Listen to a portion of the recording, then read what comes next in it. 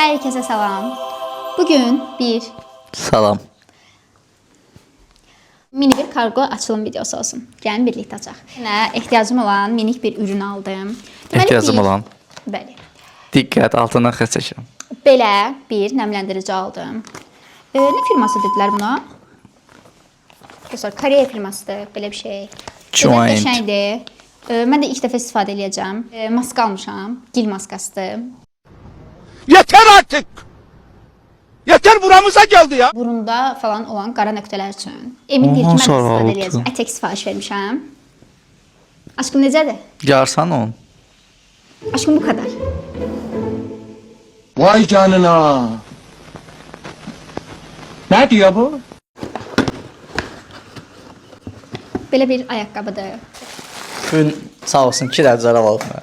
Bəli, belə bir bluzdur. Və belə bir kəməri də Ha? var. Koftadır, yufqadır ondan. Yox, koftadır, bluz. Günlük bu qədər. Görüşərik. Sağ olun. Bye. Şey